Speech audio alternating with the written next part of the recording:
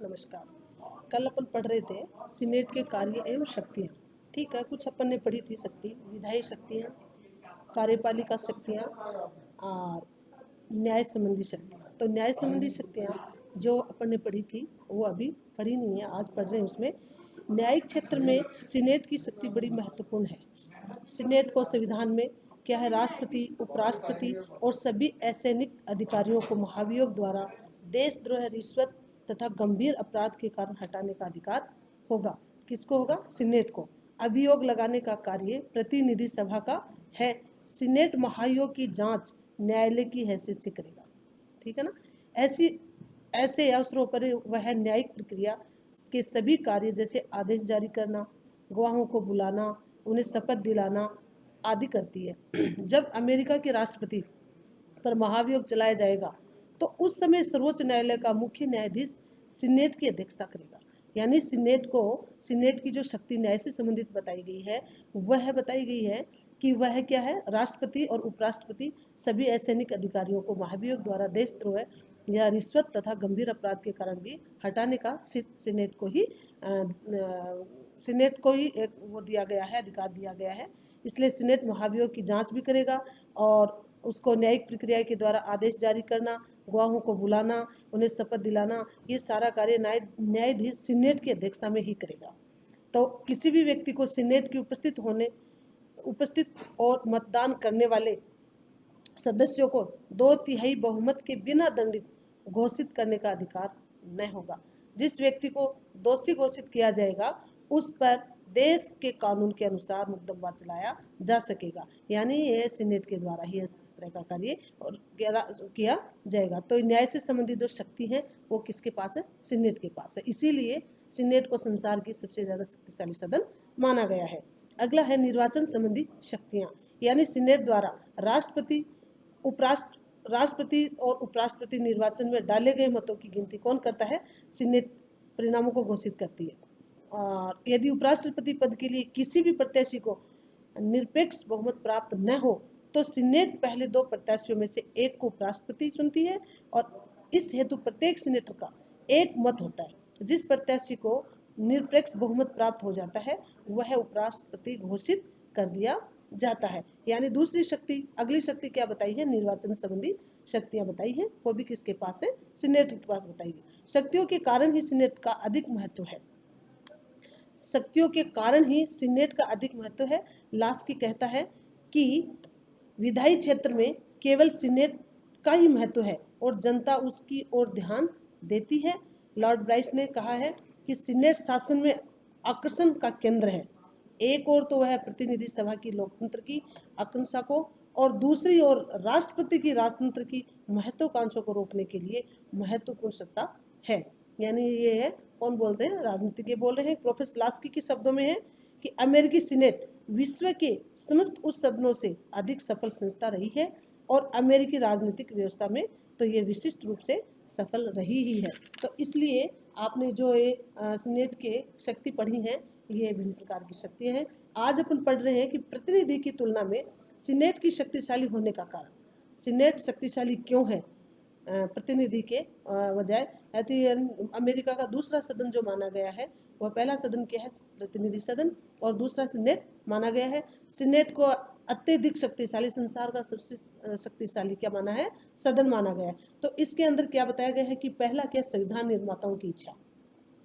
पहला जो शक्तिशाली होने का कारण है वो है संविधान निर्माताओं की इच्छा के अनुसार। यानी संविधान निर्माता सीनेट को एक शक्तिशाली सदन बनाना चाहते थे ताकि वह राष्ट्रपति पर नियंत्रण रख सके, संघात्मक ढांचे की रक्षा कर सके और लोकप्रिय सदन के जोश को ठंडा कर सके। प्रोफेसर मुनरो ने लिखा है कि यह कोई भूल नहीं है कि संविधान निर्माताओं ने संविधान में कांग्रेस के उल्लेख के समय सीनेट का नाम पहले लिखा है।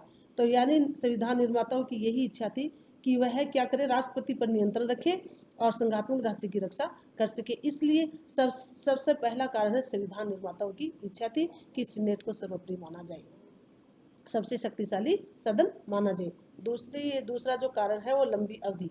यानी आपने पढ़ा है कि प्रतिनिधि सभा का जो कार्यकाल है वो 2 वर्ष बताया गया है और सीनेट का है वो 6 वर्ष बताया गया है। और यदि योग्य व्यक्ति है तो उसको लंबे समय तक भी सीनेट के सदन में रखा जाता है। तो सीनेट की अवधि प्रतिनिधि सदन से दोगुनी है, जबकि प्रतिनिधि सदन 2 वर्ष के लिए चुना जाता है और सीनेट क्या है 6 वर्ष के लिए चुनी जाती है। सीनेट स्थायी सदन है।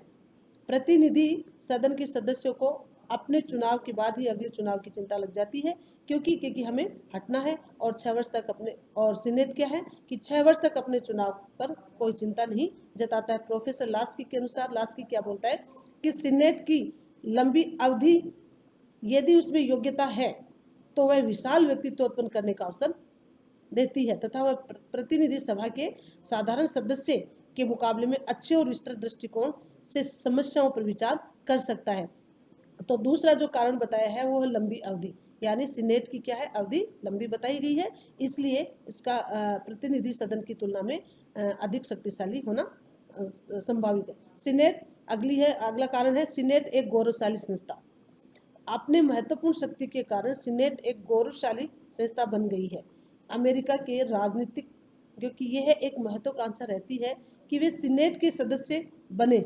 सीनेट का सदस्य बनना अत्यधिक सम्मान और प्रतिष्ठा का विषय माना जाता है। तो क्या है गौरवशाली संस्था है। सीनेट क्या है एक प्रतिष्ठा का सम्मान, प्रतिष्ठा का विषय माना जाता है, इसलिए सीनेट का स्तर इतना ऊंचा है कि पोर्टर के अनुसार अमेरिका के सभी बड़े राजनीतिज्ञ यही से राष्ट्रपति स्तर पर जागरूक जगमगाने लग जाते हैं। यानी हर कोई व्यक्ति ये चाहता है कि मैं सीनेट का ही सदस्य बनूं, क्योंकि उसकी अवधि भी लंबी है और उसके अंदर क्या है एक गौरवशाली संस्था मानी गई है।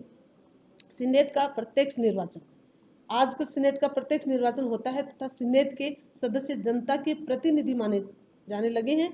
पहले वे राज्यों के विधानमंडलों द्वारा चुने जाते थे, इसलिए अब सीनेट की लोकप्रियता प्रतिनिधि सदन से कम नहीं रह गई है। सीनेट इस लोकप्रियता में प्रतिनिधि सदन से एक कदम आगे बढ़ गई है, क्योंकि जहां प्रतिनिधि सदन के सदस्य अपने क्या स्थानीय चुनाव क्षेत्रों का प्रतिनिधित्व करता है, वहां सीनेट के सदस्य समूचे राज्य का प्रतिनिधित्व करता है। तो अगला जो कारण है वो क्या है सीनेट का प्रत्यक्ष निर्वाचन, यानी उनका जो निर्वाचन किया जाता है वो प्रत्यक्ष रूप से किया जाता है। अगला सीनेट का लघु आकार, यानी आपने पढ़ा है कि प्रतिनिधि सभा में सदस्यों की संख्या क्या बताई गई है 435 बताई गई है और इसके अंदर क्या है सदस्यों की संख्या 100 है, इसलिए इनका लघु आकार है। छोटा आकार होने की वजह से भी इसमें वाद विवाद जो इसमें जो मतलब होती हैं वो बोलने का अवसर अत्यधिक हर व्यक्ति को मिलता है। इसमें 435 व्यक्ति अत्यधिक संख्या होने की वजह से इसमें इतना सदस्यों को टाइम नहीं दिया जाता है, इसलिए क्या बताया सीनेट का लघु आकार। सीनेट के इतने अत्यधिक शक्तिशाली होने का एक अत्यंत कारण उसकी रचना व उसकी क्रिया प्रणाली भी है। सीनेट केवल 100 सदस्यों की एक छोटी सी सभा है जो उन समस्याओं पर जो उसके समक्ष रखी जाती है लगभग 435 सदस्यों की प्रतिनिधि सभा से अधिक अच्छी तरह विचार कर सकती है। परिणाम स्वरूप जनता की दृष्टि में उसका सम्मान बढ़ता है और वह दिन प्रतिदिन शक्तिशाली होती जाती है। प्रोफेसर लास्की लिखता है कि इसके छोटे स्वरूप के कारण इसमें विपक्ष दलों या विपक्ष गुटों में वह द्वेष भाव उत्पन्न नहीं होता जो प्राय इंग्लैंड की कॉमन सभा में होता है। तो अगला एक कारण है सीनेट का लघु आकार है, इसलिए भी वह प्रतिनिधि सदन की तुलना में अधिक शक्तिशाली माना गया है। सीनेट में वाद विवाद की स्वतंत्रता, सीनेट की कार्यविधि ऐसी है कि उसमें सदस्यों की बोलने का समय निश्चित नहीं किया जाता है। आपने देखा होगा कि आपके एक क्वेश्चन आएगा कि फिलिबस्टर किसे कहते हैं, तो फिलिबस्टर किसे कहते हैं कि सीनेट के सदस्यों को भाषण देने की अपूर्व स्वतंत्रता प्राप्त है।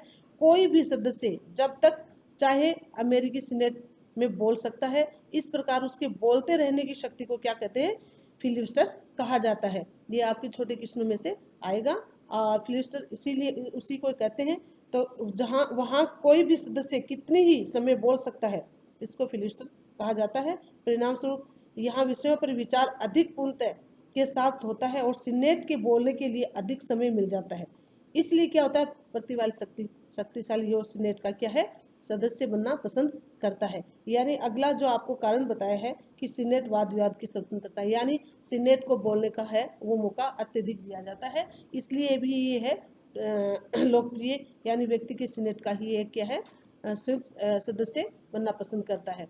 सीनेट की विशिष्ट शक्तियाँ, प्रतिनिधि सदन की तुलना में सीनेट की संविधान द्वारा कतिपय महत्वपूर्ण शक्तियां प्रदान की गई। राष्ट्रपति द्वारा की जाने वाली महत्वपूर्ण नियुक्तियों का पुष्टिकरण सीनेट द्वारा ही आवश्यक माना गया है। इन राष्ट्रपति द्वारा की गई संधियों पर सीनेट की स्वीकृति आवश्यक है तथा सीनेट की जांच की महत्वपूर्ण शक्ति प्राप्त है। यानी सीनेट के द्वारा ही पुष्टि की जाती है, नियुक्तियां की जाती हैं।